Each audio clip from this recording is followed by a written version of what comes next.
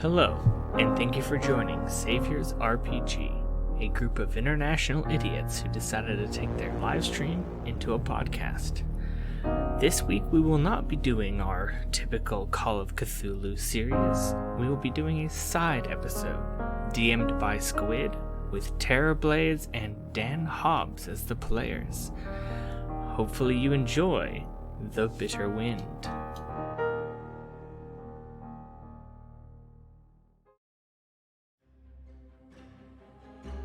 Our tale begins early in one morning as our two characters are waking up cold and tired after a day's journey, and they wake up in their tent. And they have been sent, this is what the characters know at the moment, that you are both orcs of the scale Daig, and in particularly a semi-nomadic tribe on the hubward part of the continent of Orir. And you are currently in your winter settlement, or the majority of your tribe are. And that site is usually chosen because it is the first place where sea ice breaks naturally and then starts to allow the very early spring fishing and hunting trips when the tribe's resources are at their low. You have been sent out on a very urgent mission by the tribal shaman Madain and the tribal elders. And they've told you that they are very worried as the weather is still as harsh as it was at midwinter, and the spring melt is now long overdue. And they've told you that scouts have been sent out to all points, and they have found that this is localised to within about 100 miles of your location, generally, and centred onto the Crownward Hills to the north, or to the crownward of you. You all know, and why the tribal elders are very worried at the moment, is the spring bounty is vital for the tribe's existence, and there's no other option but to wait out the winter. No other option, that is, than to send out more scouts, i.e. you two, to investigate whether this is a natural phenomenon or whether there is something magical that can be stopped here. It has been very much referred to as the winter of the bitter wind. And whilst you know, because you have been told that the shaman and the tribal elders are worried, this is a general worry, and there is a lot of superstitious echoes going through the whole of the tribe, as the tribe's sustenance is growing very low after the winter, and they are desperate to get out and have fresh fish or seal or whale to manage to really put them energy, and people are at risk of dying through starvation. So, as we start, and you both start to wake up and go through your morning routines, would one of you like to go first and describe your character and what the audience would see if they were witnessing them?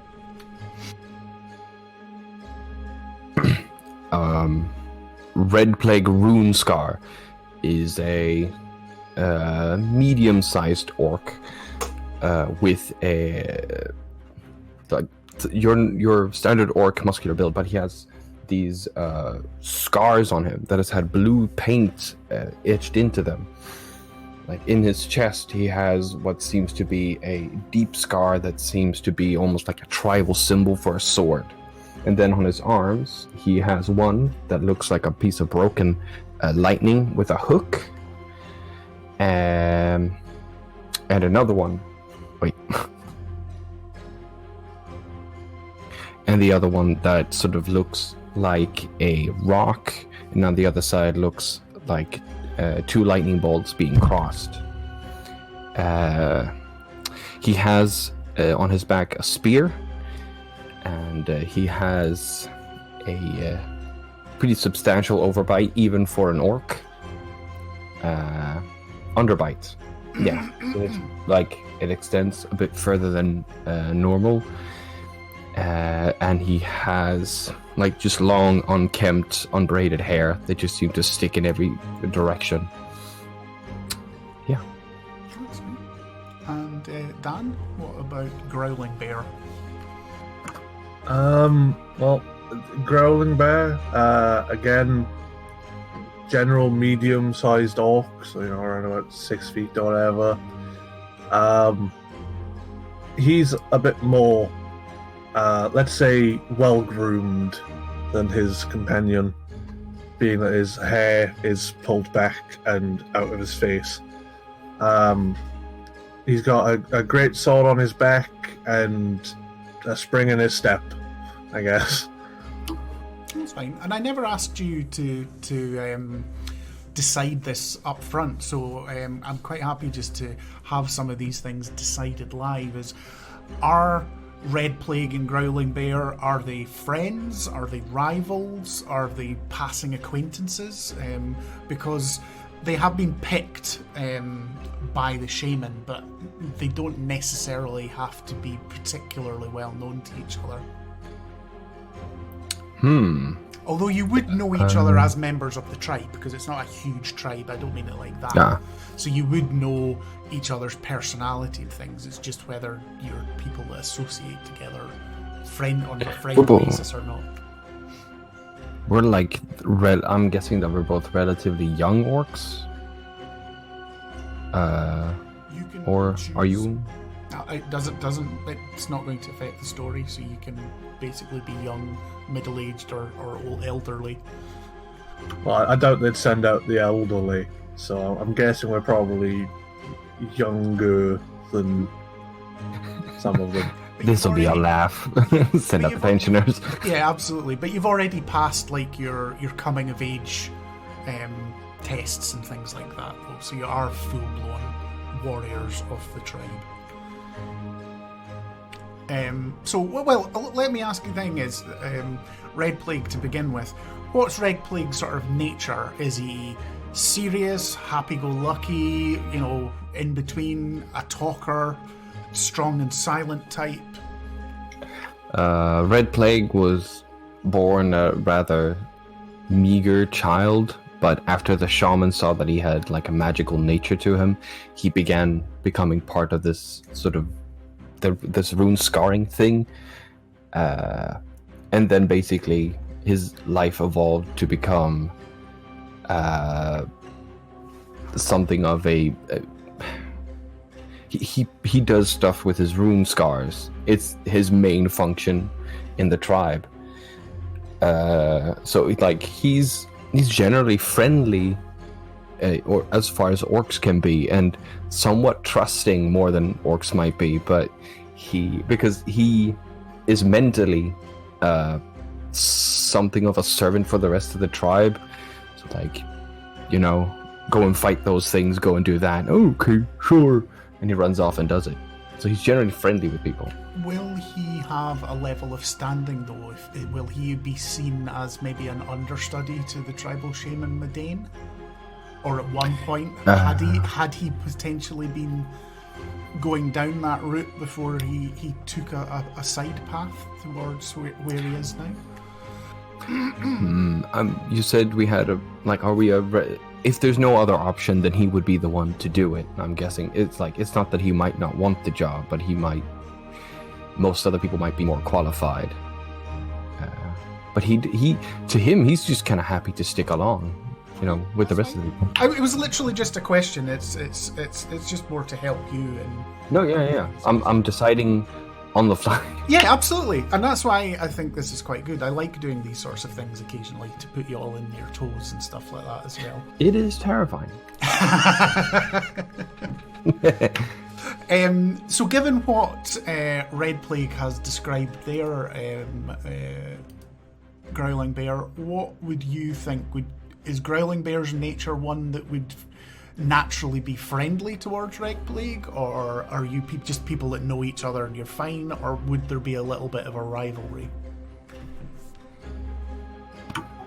I think Growling Bear would generally be pretty friendly with them, because Growling Bear doesn't put stock in, how well mannered you are or anything. He puts more stock in, can you survive?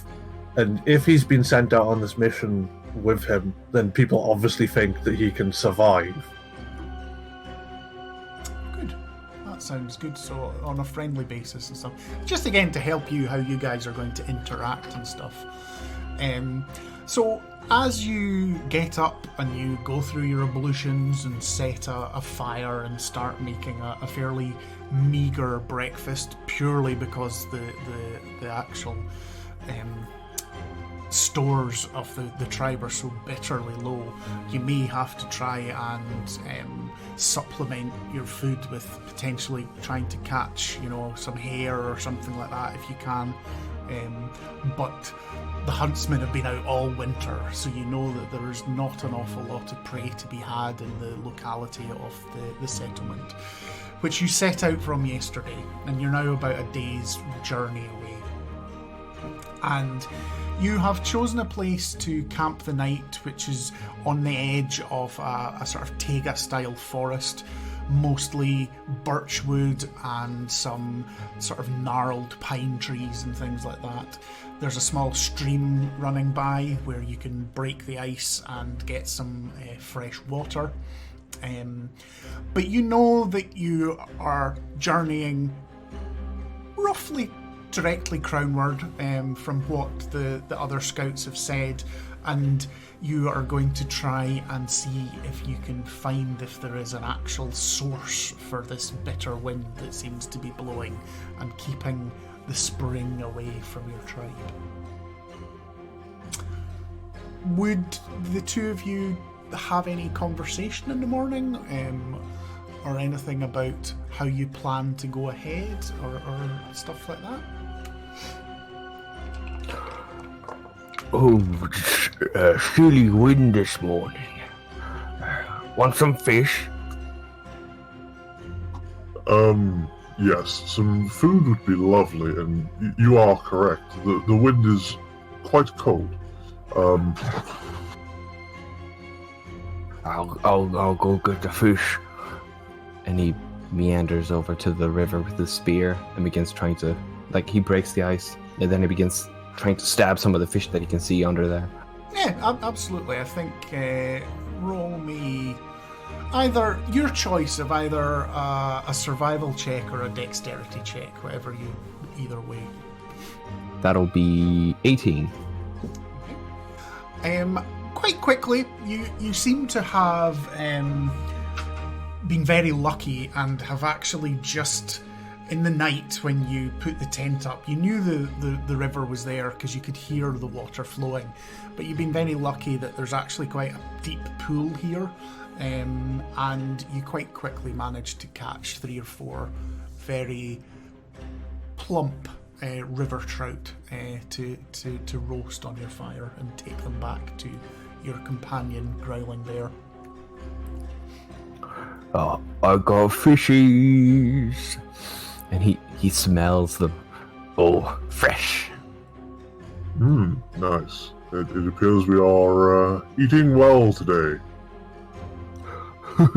Yes. Do you want yours smoked, or, well, there's something grilled to be done? And he sort of pierces both fish on his spears and he puts them over the fire. Yep, absolutely.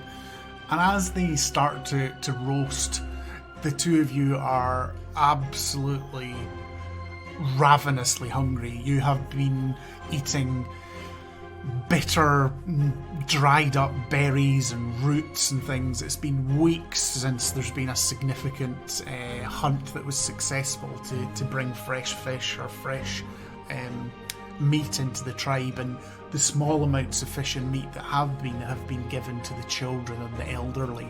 So this is a rare treat, and probably the first time you've eaten well for 2 or 3 months. Oh, that was really good. and he's even eating the scales just to sort of stuff himself as much as he can. Are there any predators or anything nearby? It's just like, do we know that there would be wolves or something here? Yeah. Without having to do any rolls, you know that the area there will be wolves. There is the potential of polar bears, and as you get further crownward, there's also the potential for mammoths and yetis as well. Okay. So Red Plague will sort of try and also get some water and wash off the smell of the burnt fish, and also try and hide anything. Like he crunches down the bone as well, but anything that might fall off on the ground or that he doesn't want to eat, he'll try and bury under the snow. Yeah, absolutely. There's plenty of snow, so it's quite easy to put the snow over it, compact it down, and then put more loose snow over the top. So you're, again, very easy. I'm not going to make you do a survival roll if it was in a harder way. Because of your setting, that is a very easy thing to do. Absolutely. So, my next question to you both is, you've been given this quite broad mission to go and do, just to manage to fix winter and stop and bring on the spring. So how do you think the two of you would be approaching this? Well, I'm guessing we're just going to head Crownwood and see if we can find anything that might be causing this. Absolutely. Yeah. I think the way that I am going to suggest we do it, we'll do a bit of travel and investigation and discovery. So what I'm going to ask you to do is, over the course of the day or 2 days or 3 days or however many days it takes you, I'm going to ask you to make different checks, and the result of those checks will be how well you get on in looking for the source of whatever is happening. But the first thing I need to do, which is very good, is I need one of you to roll a d6 and see what the weather is going to do today.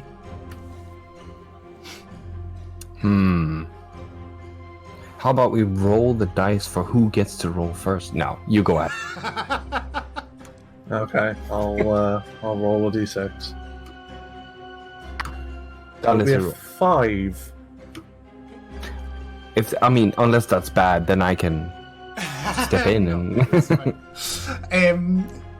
You can see that it is quite clear. There is a bit of a wind bringing up, and you can see the edge of clouds on the horizon. But at this moment in time, it is actually quite pleasant. There's that incredibly intense, crisp blue sky that you only get in the winter when it's very cold. But the two of you are both very much aware that it is significantly below freezing, where by now in the spring it should be significantly above freezing. All of the snow here should be at least partially, if not completely melted, yet it still sits around drifting in places several feet deep. You still had to break into the water of the river, which should long ago have passed. And whilst you don't think it's going to be a terrible day for travel, it still makes both of you a little bit apprehensive as to what is going on, as this is many times worse than the worst winter anyone can ever remember. Not even in the old tales that people talk about it being like this. I've heard many strange tales from the shaman, but never like this. Yes, this winter has gone on far too long, and we really must resolve the issue as soon as possible. I wonder where the winter comes from. It must come from somewhere. And it keeps staying. Huh. Well, let's just hope it's nothing too problematic. No. It gets colder every year. Just sticks around this time. Well, we'll figure it out. Or we're all gonna die. Yes. We might also want to start packing up our belongings and maybe start planning to head out soon. Yeah, and this fire, we need to put that out. I hope we don't run into any more wolves. Those wolves are dangerous. Wolves are nothing. That's what the greatsword's for. Yeah, and the explosion and the spells.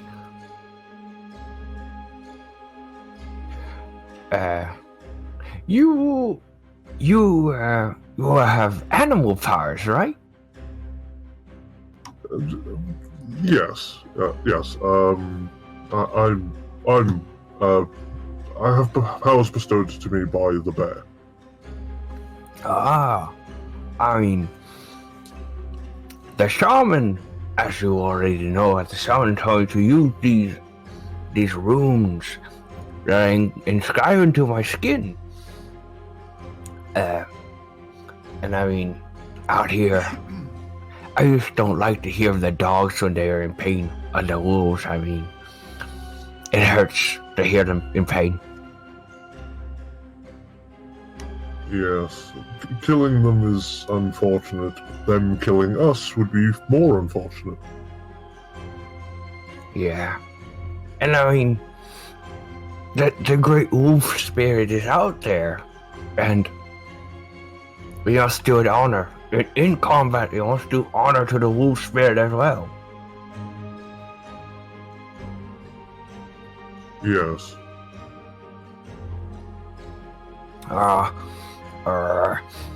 The wind is picking up again. Let's try and get on the road or the tundra. Yes, let's. Okay. You pack up your camp and, prepare it the way you said. You're going to hide the campsite and things again as well. And you've both been bestowed with some quite rare polar bear hides as well. So even in the bitter cold, you're both fairly warm and comfortable whilst it's on. It's a bit bulky, so you're maybe moving a little bit more slowly, and it's difficult terrain as well. But everything seems to be calm. So, the first thing I would ask is, who wants to make the first check, and what sort of check would you want to make? I am open for you to, as long as you can explain how you're using a skill, you can use any skill you want, as long as you can convince me why it is acceptable.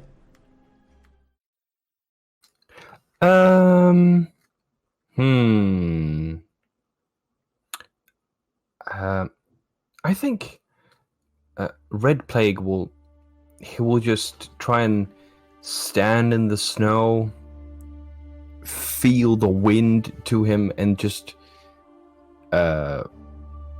ask the ancestors to aid them. That the ancestors, that they venerate them their entire lives, and now they must go and seek the salvation of the tribe. Everyone is depending on them. Okay, and what sort of check do you think that would be? Oof. Let's see what my highest stat is. No, the Welcome to the min-maxing show. Oh yes. Oh god, yes. Especially Wouldn't it technically be a religion check? It feels like it, yeah. Probably. So before you roll, what does this look like? Are you just plodding ahead, muttering to yourself? Are you stopping, or even before you start, are you doing some sort of ritual that you want Growling Bear to join into? What does this look like? Red Plague will stop and he'll ask Growling Bear, and I'll ask him to help him, and he will cut his palm, and he'll say, The blood of the ancestors run through us. And he'll offer for Growling Bear to do the same. Do you, Growling Bear? Do you cut your hand and mix your blood? I thought you didn't want to attract the wolves. If the ancestors are with us, it doesn't matter what type of wolves arrive. Fine, I'll follow your lead. And he'll cut his hand and carry on with him. Ancestors in our blood, and in our hearts, and in our minds, guide us to save our tribe. Very good. Make your roll with advantage. Ooh. Thank God for that. Wow, apparently not. That's a 4. Okay. So, your commune with the ancestors is this, before I answer, is this something Red Plague has done before, and has he done it successfully before? He's probably done it like once or twice, and sometimes it seems successful and other times it doesn't.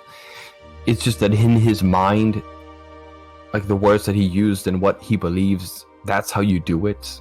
It's probably not something that somebody showed him. It's just that in his mind, if ancestral blood is mixed, then clearly the ancestors must listen. Is there someone in Red Plague's past that has passed away that was particularly important to him? Especially if it was like a parent or a grandparent or another tribal elder that was particularly important to him. That's an interesting question. Let's say his mother died like very early on in his life. And she was extremely important to him, even if he always knew that she had a look of shame on him for certain things that he might do, a way that he behaved. And not that like he was like any type of super strange child, that it's just that his father was seen as something of a great big man, even if he died early, but he's not living up to his father's image. Okay. That gives me a good thing. So, with your 4, I think your commune with the ancestors is successful.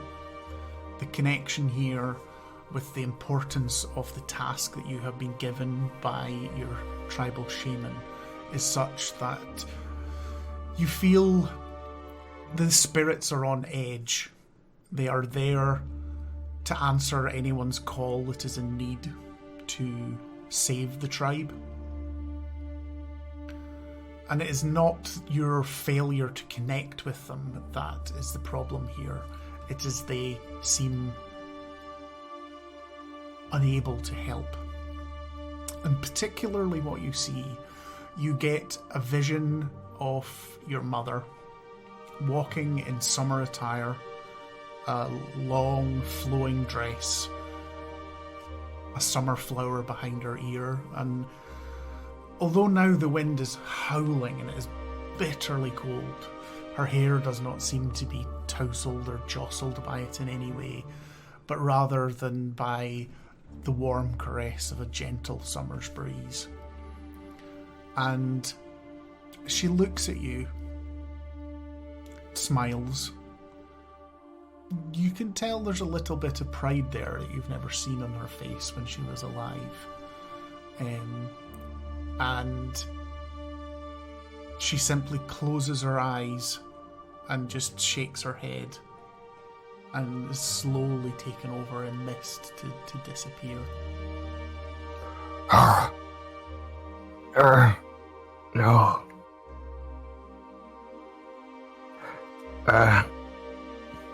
We have to carry on. I didn't get a clear message, so we had to carry on. Okay. Well, I suppose it's best that we just pick a direction and start moving them, because it's getting really cold standing around. Yeah. Yeah, and let's try and follow the wind. Yes, that's probably the best idea we have right now.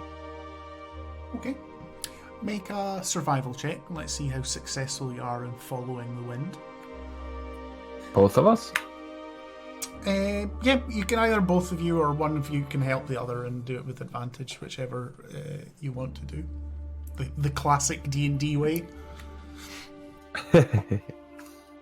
I will help. Alrighty, I shall roll now.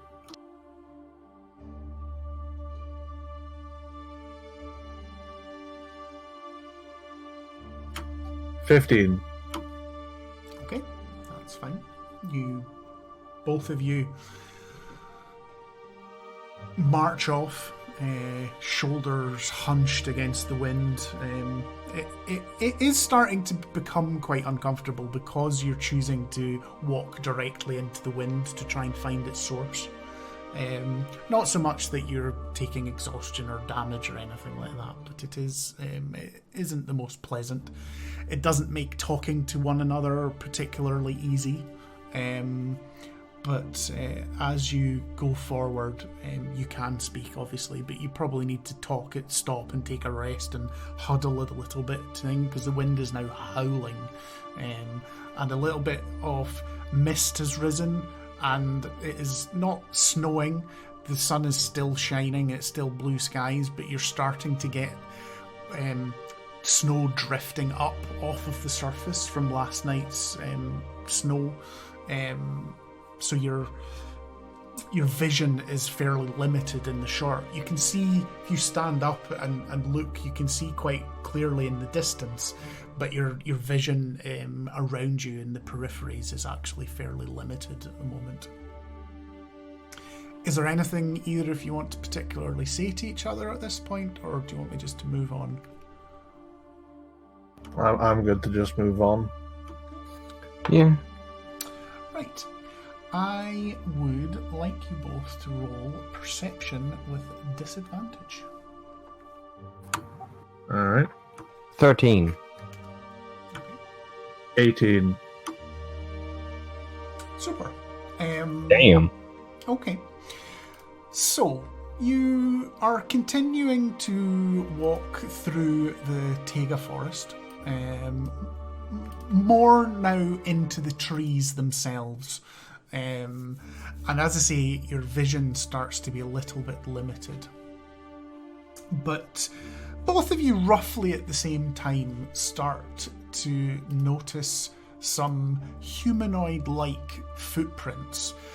At the first time you see them, you seem to think that they are the footprints of a large winter wolf or something like that, as they have that sort of patternation. But you quickly realise that this is 4 or 5 individuals, but they are walking on 2 feet.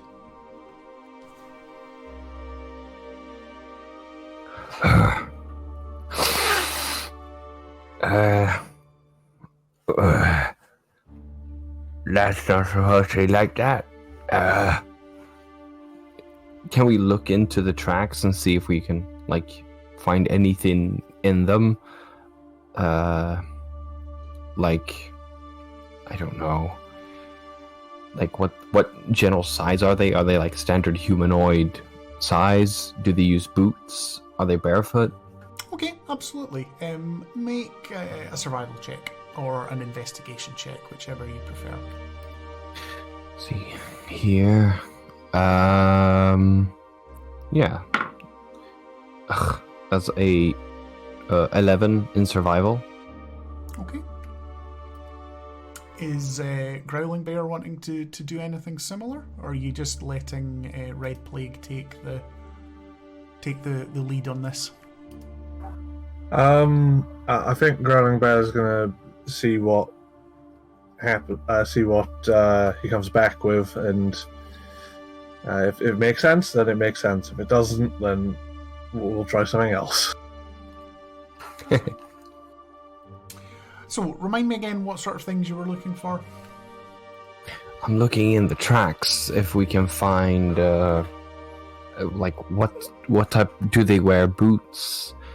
Are there any, like, scraps of hair, maybe, or anything? Trying to channel my inner Aragorn.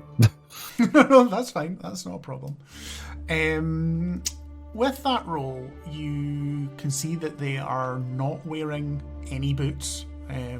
They are obviously, you can look down, and your first thought that this might be a wolf is not a crazy one, because there does seem to be toes with a claw and padded foot like a dog of some sort. But as I say, obviously walking upright on 2 feet. There are definitely 5 of them. One slightly bigger than the other 4, but not massively so. And I think you do find on a nearby tree a tiny wee bit of very, very, very coarse white fur. Could we guess what this is? Your characters are free to speculate all they want.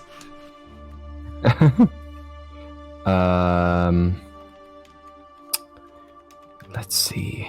White fur. Clawed feet. But these are big clawed feet.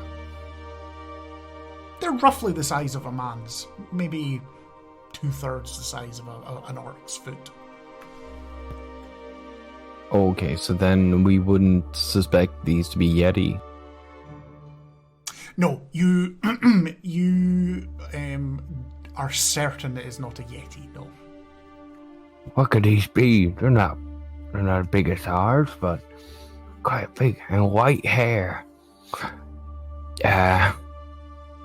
Runty orcs, maybe? It would be possible, but they're walking around barefoot in the snow, which would probably mean they'd be very cold. So it's more likely to be some form of creature rather than another tribe of orcs. In the cold. One of them is bigger, so they're ruled by the biggest one, but I don't know. What could they be? It's too much. Maybe they're also looking for what's wrong here. Quite possible. Maybe we should follow these tracks and see for ourselves. Yeah, and maybe they've got some food as well. I doubt they'd share their food with us at this time. Maybe we can see. Well, I mean, if they don't share, we could always just survival of the fittest. Yeah. I mean, yeah. Could we ask them and see what happens? Alright, let's follow these tracks then. Okay, who's taking lead on that? I think I'll take the lead on it. Okay, roll me a tracking check, which would just be survival. Okay. That's a 7. That's fine.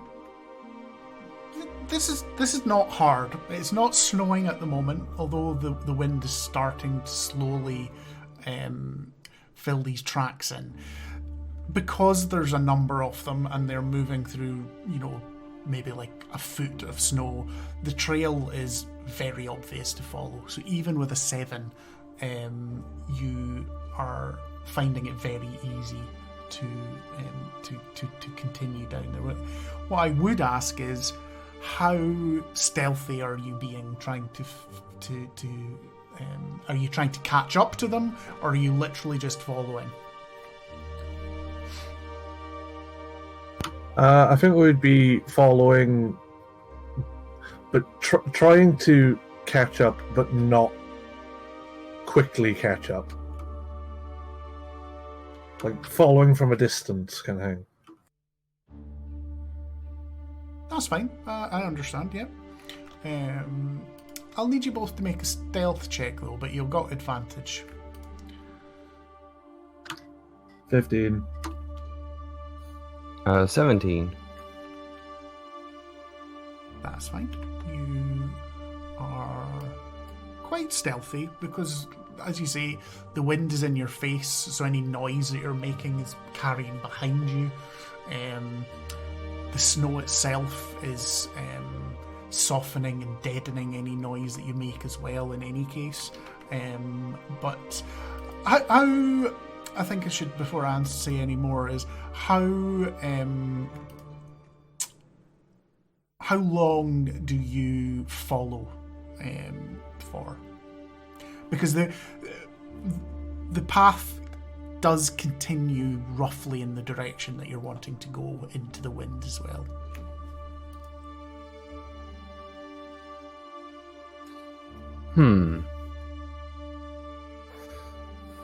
I mean, how about we follow it unless it takes a sharp turn away from it?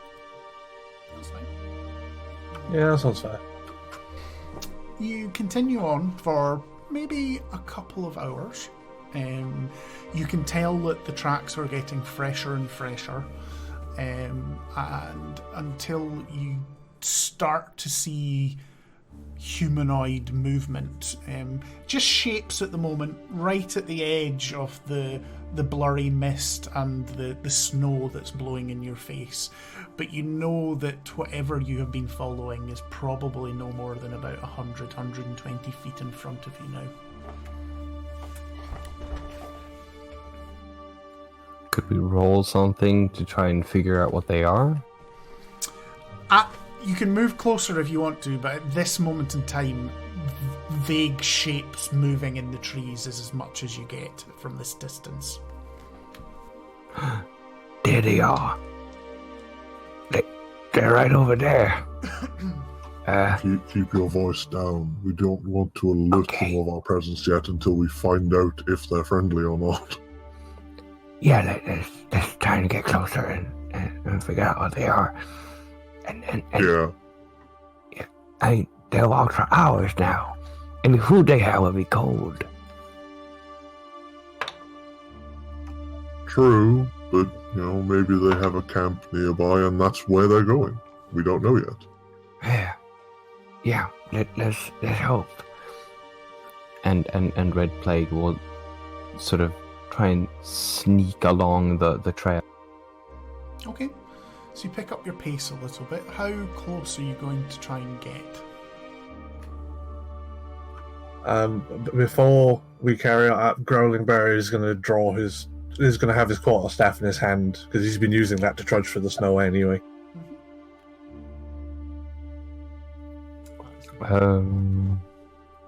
How about we try to get close enough to just sort of try and figure out what they are. If we can figure out what they are, we'll sort of hang back at an approximate distance. Okay. What I'll ask you both to do is make a perception check, and how well you will absolutely get to see what they are, but how well you do means how far away you are when you make that detail out. Alright. 11. 14. Okay.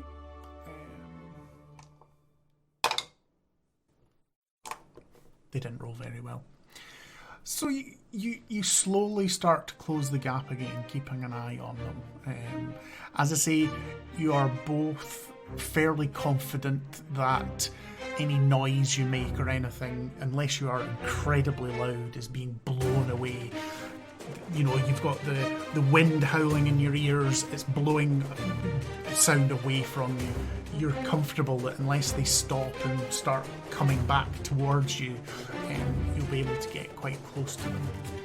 But you probably break the distance down to about 80 feet when their features start to come into view, and the very thing that's helping you be silent actually starts working against them, as you can start to hear little bits of yipping and cackling, almost under their breath. It's not like they're speaking to one another, but there's this constant murmur as you see 5 winter gnolls in front of you. For players, just very similar to traditional D&D gnolls, but these are polar archetypes that have very, very dark grey, light grey and white fur, just like any sort of Arctic animal. There are 4 gnolls and one that is quite obviously a pack leader or something like that in front of it, and they seem to be in a patrol or something. They all have a shield, some hide armour, and carry an axe.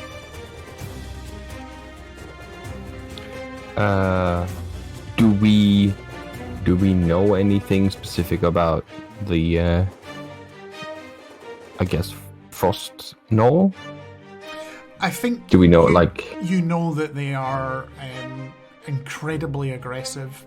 They attempt to outcompete your tribe and other tribes like you wherever. If they catch sight of you, they are almost certainly to attack you on sight. It's them. So we attack them now. They hunt the beast as well. Killing them now could help the tribes in the future. The ancestors would want their blood on our weapons.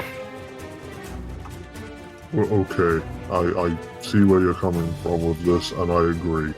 They definitely need to die. But they're still walking, which means they're walking somewhere. Yeah? Oh, you want to know where they're going? Both of you make an intelligence check. Ooh, a 2. 8. We is smart.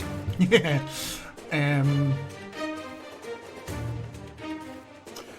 I think even with an 8, I'm being kind.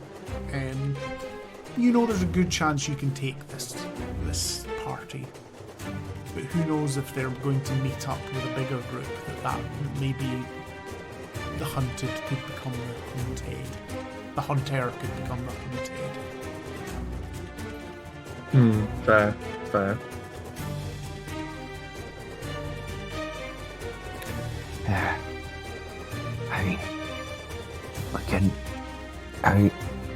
Maybe, can we eat? I don't know if we ever eaten no before. I can try. I mean, in this weather, meat is meat. Yeah. And they, let's just see what happens. I mean, it's just 2 of us. I can try with them, but the gnolls are not as strong as pale ghosts. We can rake them. Yes. Well, I suppose we best get our weapons ready and attack. Yeah. And Red Plague will draw his spear. Let's get to fighting. Growling Bear is going to put his quarterstaff back on his back and draw his greatsword. Okay. Both of you make one last final stealth check, but with advantage. 10. Let's see, what is it? 17. That's okay. That is a party pass. They do not detect you, so basically you can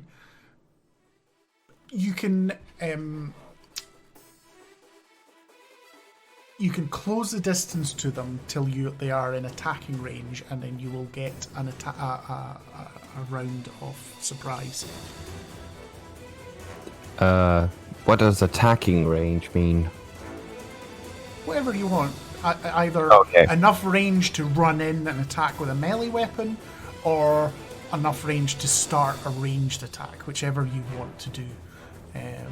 So when I say attacking range, I mean enough range to run in and hit someone with a melee weapon. How bunched up are they? Let me roll. There seems to be 3 up front with what's the pack leader and 2 of them, and then there seems to be another 2 that are trailing behind. Actually, make me a luck roll. If you just do it right, Plague, because you asked that question. Roll me a d20 and tell me what you get. A 10. Okay. Yeah, two of them linger back to relieve themselves against a tree. You get a very pungent, acrid odour that quickly, thankfully, passes on the wind. But they have maybe distanced the other 3 by about 40 feet or something. Okay. Let's see here. Yeah, he will try and sneak up on them, and then he'll use Thunderclap. Well, roll initiative first to see which one of you goes first as well.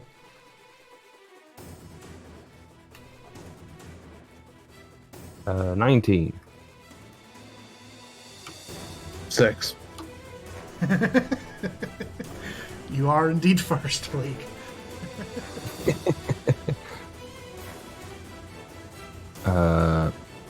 Right, so he'll use Thunderclap.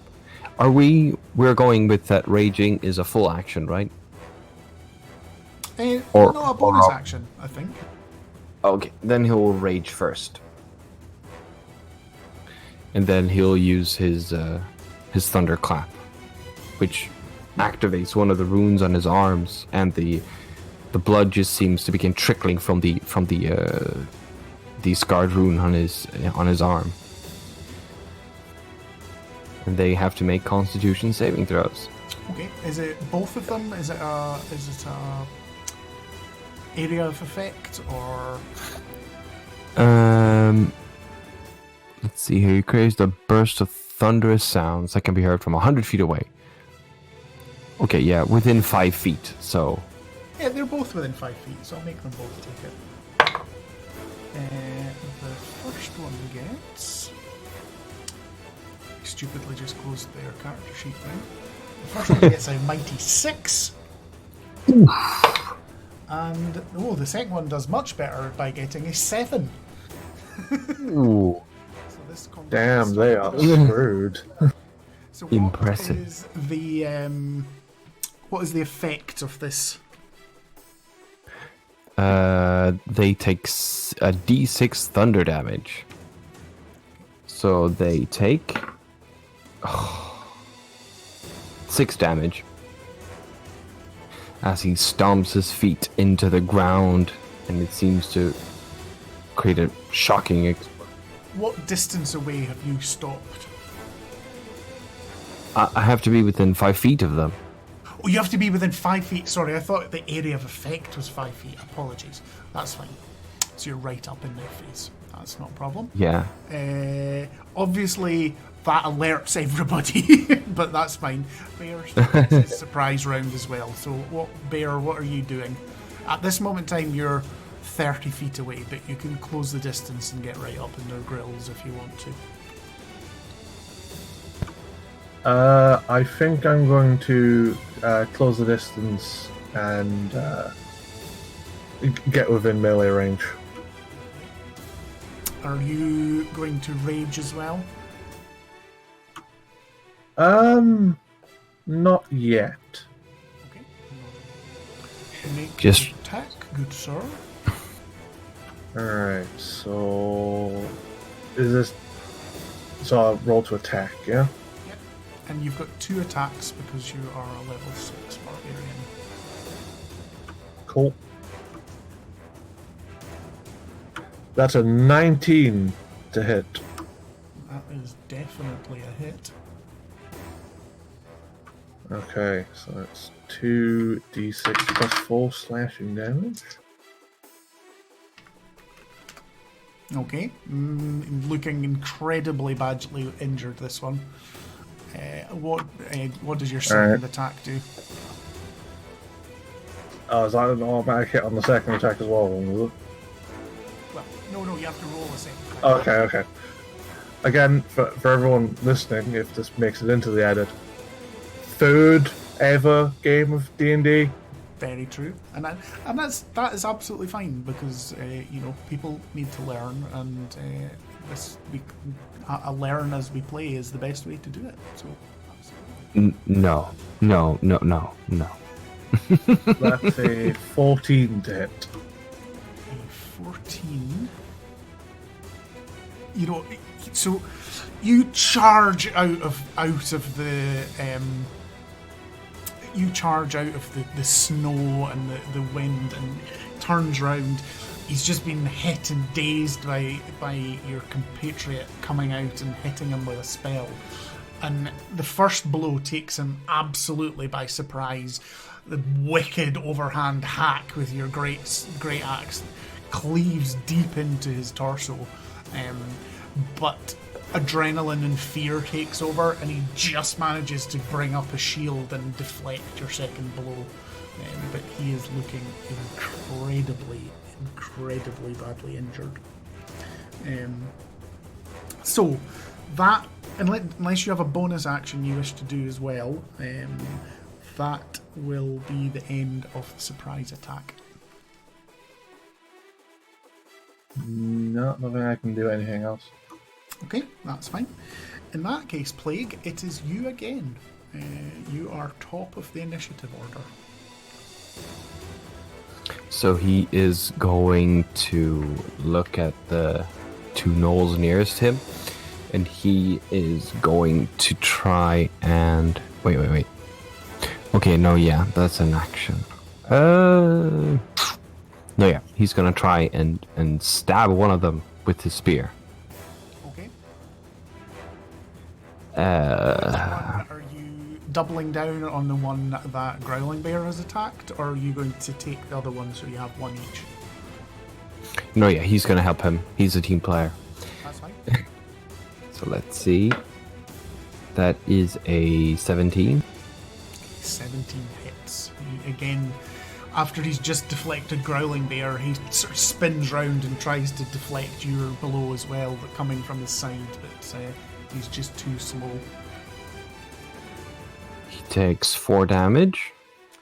You skewer him like a suckling pig right in the liver, and he is a goner.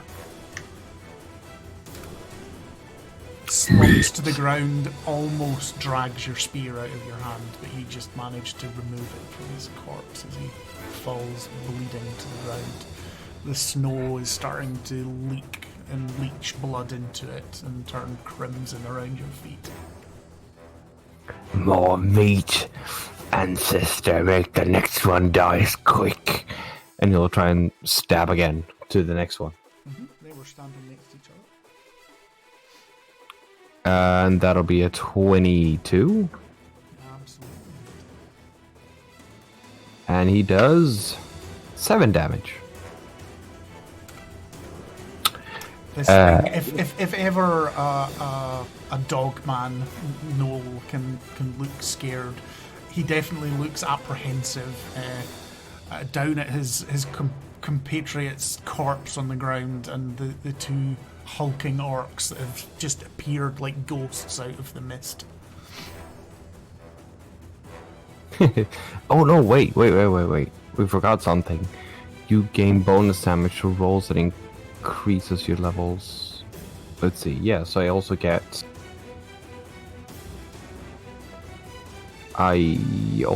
plus 2 damage. Do I? Yeah, plus 2. So that's... What did I say? 7? 9 Yeah. damage total. Yeah. Yeah, that's fine. It's still not enough to kill the second one, but Oh no. yeah. But yes, you get +2 damage for rage bonus at level 6. Fine. Yeah. But I have taken the extra 2 damage off. He is not looking well. However, next to go are the basic gnolls. So the one in front of you responds, and his 2 compatriots run round, and they are all going to focus on Red Plague because he is the one that has killed one of them already. So you are going to take 3 battle axe blows. The first one is a dirty 20. Oh yes. The second one is a 10. Oof, almost. And the third one is a 21. 2 hits. I think the one that's injured is the one that misses. Your blows have weakened him enough that he's a bit half-heartedly trying to attack you. But the 2 that come up from your side both hit you with battle axe. The first one that does 4 points of damage. I'm not halving them, so you halve them for your rage yourself. Right. So 4. 4 halved to 2. And Yeah. the second one is 3 halved to 1. Yeah. They don't have any bonus actions. The pack leader is going to stay where he is, about 40 feet away, and he is going to pull out a longbow and take 2 shots at you as well. The first one is a natural 1, so it just hits into a tree next to you. And the next one is a dirty 20. Yeah. So a long black shafted arrow comes in, hits into the meat of your shoulder, and it does 7 points of damage, halved to 3. And it just sort of makes like a sort of yip yip yip yip call, as though happy that it's taken some damage to you. I don't think they really understand the danger they're in yet. And Growling Bear, you bring up the initiative order. Alright, well, Growling Bear is now going to enter his rage. And then he is going to try and attack the wounded gnoll. That's fine, not a problem. That's a 10. A 10 does not hit. No, it's been focusing on you, so it just manages almost by luck to bring up its battle axe and deflect your blow into the snow at its side. Roll your second attack. 17. That is a clear and decisive blow. Roll your damage.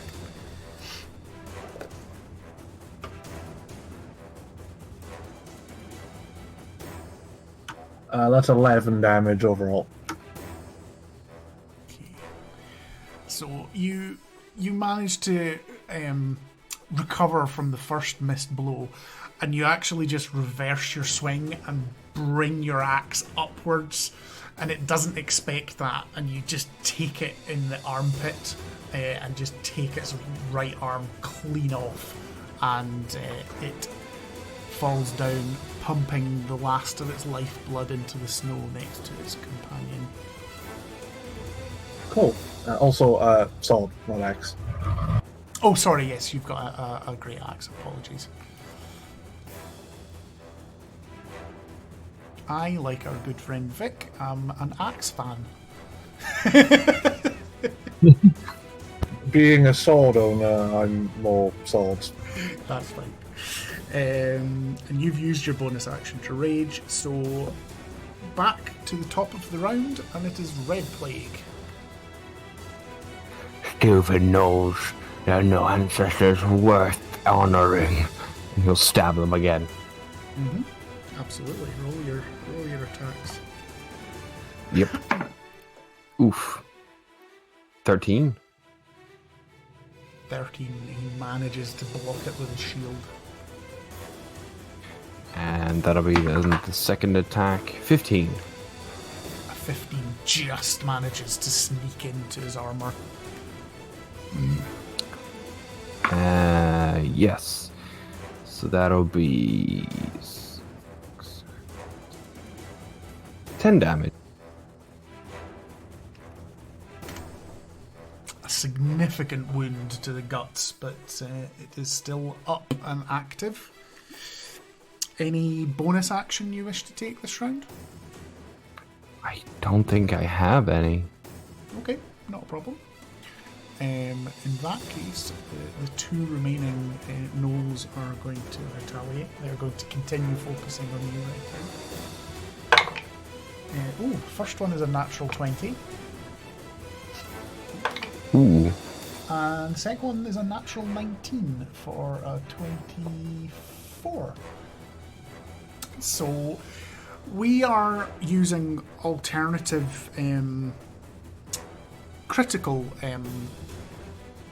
tables, and what we do is when someone rolls a critical, or a critical in this case is rolled against someone, you get maximum damage on the first dice and then roll the second dice, so that you don't get occasionally these if you roll double ones and you get a really puny strike, because it doesn't make sense. So It's kind of like when you roll a character. You always begin with the full health of whatever your hit die is. Absolutely. At level 1, you get maximum hit dice. So that starts with 8 for Battle Axe, then rolls a 2 to make it a 10, and then gets plus 2 to make it a 12, and then halved back down to 6 because you are raging. And the second one, seeing it's open, hits you as well, and it rolls a 3 plus 2, 5, and halved back down to 2. So you've taken 8 damage total. And the big pack lord is sort of encouraging and yipping away, and the two of them are starting to get excited. You can almost see they're going into their own version of a berserk. If you weren't raging yourself, you would notice this, but they have their own sort of fervor and bloodlust that is starting to come to the fore themselves. Big one rolls 14 for his first longbow shot on you. Yep. And in natural ones, he's rolled 2 natural ones out of 4 attacks on you. But the first one hits you and does 9 damage, halved to 4. Oof. So you've got this is now starting to sort of look a bit like Boromir in you got a second big black arrow shaft sticking out of your shoulder. I tried to take the ring. Yes, and the initiative passes to Growling Bear. Okay. So Growling Bear is going to recklessly attack the so far uninjured gnoll. Okay, absolutely, not a problem.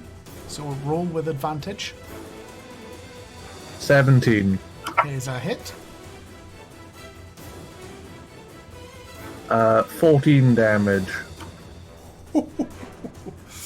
A mighty smack with the greatsword. But you did say you were going for the uninjured one, so Yep. it takes that blow. You almost take its leg off with that, but it's still just managing to keep its feet. Make your second attack. Well, let's see how this one goes. And it's with advantage again, because when you do it recklessly, you do it for all attacks on the round. Okay. 23 to hit. Yep, that'll hit it. Roll your damage. Aye, Captain.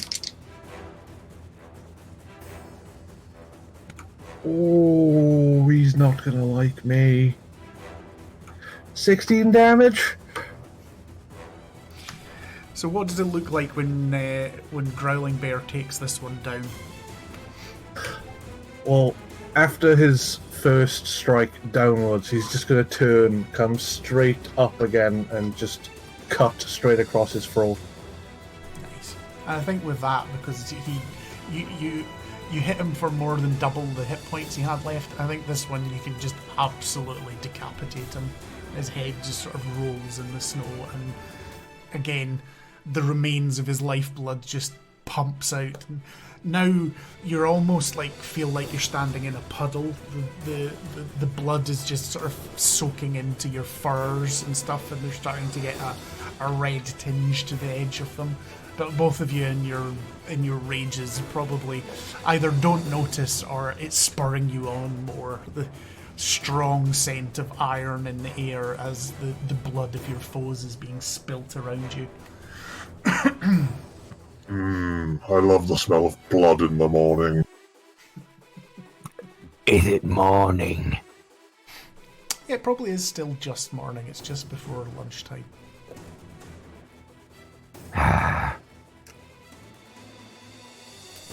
And Red Plague, we are back to you. Right. So he will. Let's see here. He will. Yeah, he'll cast Mage Armor. Okay. Basically, the major rune on his chest seems to activate, and blood seems to start running down it, and then it almost seems to be like a ghostly visage that seems to lay on top of him, and he seems to have this very sort of strange, ghostly, tribal paint on him that seems to cover his entire body, and it has this faint, airy glow to it, and it's red. Any bonus action?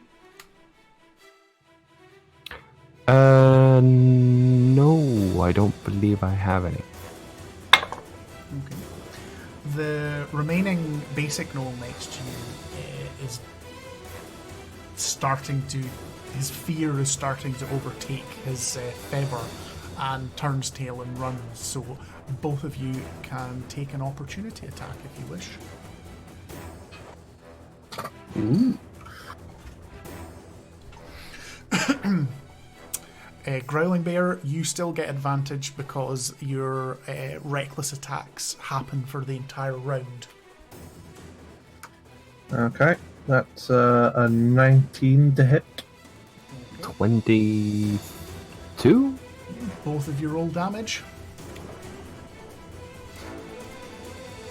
Oh, damn.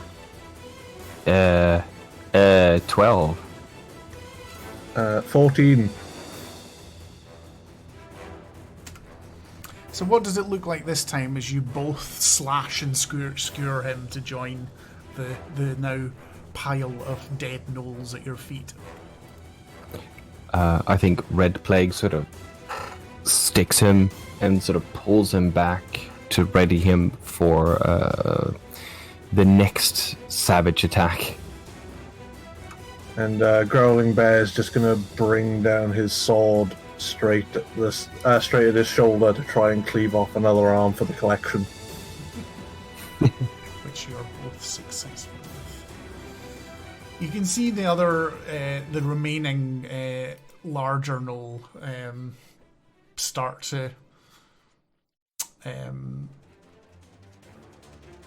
just start to sort of appraise the situation properly. Slowly puts his longbow away and pulls out a battle axe of his own, and just seems to... Actually, sorry, not a battle axe. He pulls out a glaive, which is like a pole arm, and just seems to stand there waiting for you to come at him. Ooh. Looks like it's time to go and poke the big guy. Yeah. And it is your go next, Growling Bear. You again can choose to close the distance to him or engage him at range, whichever you wish. I think I'm going to throw a javelin at him. Okay, not a problem at all. 14 to hit. A 14 misses. Manages just to dodge out of the way. If you have a second javelin, you can throw a second one if you wish. May as well. 25 to hit. Yes, that definitely hits. Alrighty. 11 damage. He reaches up as though to try and catch it, but he's not quite strong enough, and it definitely sort of goes into his upper thigh, and you can see blood coming down underneath his hide armour. But he has taken a fairly significant blow with quite a lot of stoicism. And we are back to the top of the round with Red Plague. Right. How far away is he from us? About 40 feet. Red Plague is going to advance to within 15 feet of him, and then he is going to use Lightning Lure. So he needs to make a strength saving throw. He rolls a 12. Oof, DC was 13. Nice. So what does Lightning Lure look like, and what's its effect? The rune scar on his arm that looks like a lightning ball with a hook seems to it flares up in activation, and the blood squirts from it, and his hand seems to almost whip up of its own accord, and it bolts out this beam of lightning that just seems to strike into the knoll and drag it closer. Absolutely. So it's now right up next to you, is it? Yes, and he takes 2d8 damage. Okay, roll your damage. 7. He does not like that at all. You can see almost like the hairs on all over his body sort of standing up with the static electricity that passed through him. But he has been holding his attack and will unload on you as the only target in range. Shoot. First one is a 15. Oh, just hits. The second one is a 9. That misses. That is 7 points of damage, half to 3.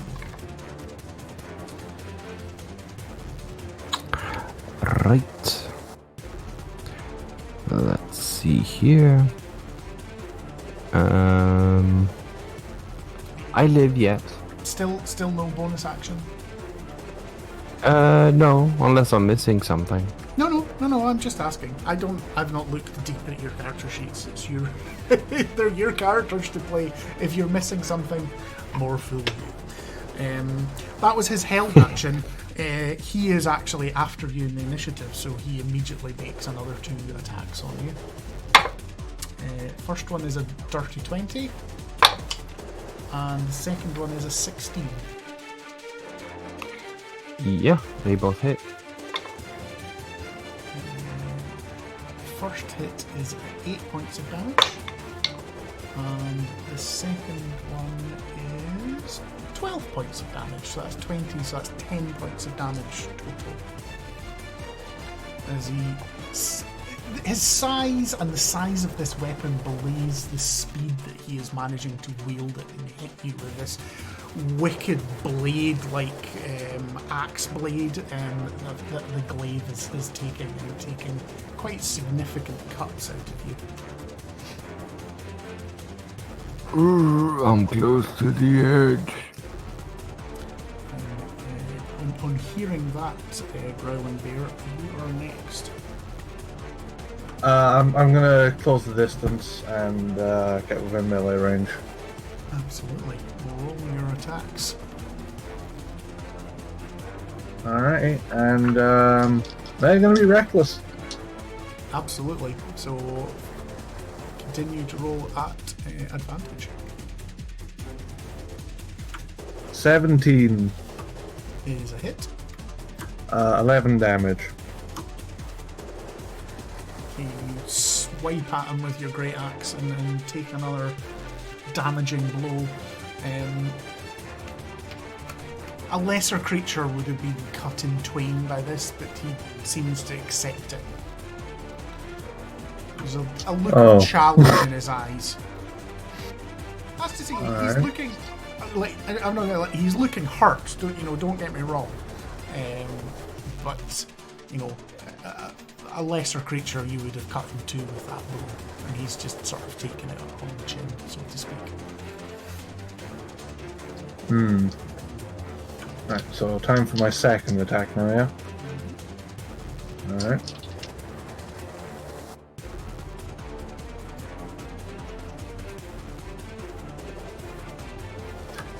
It's an 18 on the dice. Okay, absolutely, that's a hit. 12 damage. He's low, but not quite low enough. That's fine, as long as he's regretting his life choices. I mean, to be fair, you guys attacked them, not the other way around. He didn't really have much choice in this matter. However, it is the top of the turn, and it is back to a badly injured red plague. And he will attack with his spear. First attack is a 23. Absolutely, that hits, yes. And that's a 11. How do you want to do this? He in his supreme rage, he grabs since he's holding the spear with two hands, he grabs the jaw of the gnoll and he shoves his spear into its mouth and just sort of rams it in as deeply as he can, and then tries to just rip off the jaw. Do the two of you pass any comment as you stand in the remains of your foes? I guess dinner is served. Yeah. What equipment does the gnolls have? So they've all got hide armor. The basic ones have a shield and a battle axe each, and the main one has a glaive and a longbow and half a quiver of arrows. Could just pile them all up and just burn them and grow them. Eat them. Yes, that would probably be the quickest way to do it. Red Plague begins cutting down a tree.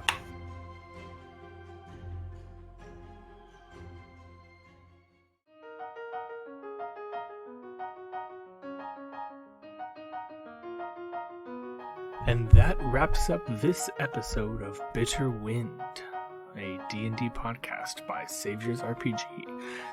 This story is played by Squid as DM, Terrorblades, and Dan Hobbs. Please feel free to leave a comment below or somewhere if you enjoy this style, or if you want us to do something else. I believe we have an Aliens RPG in the pipeline that may be coming out sooner or later. One of those two.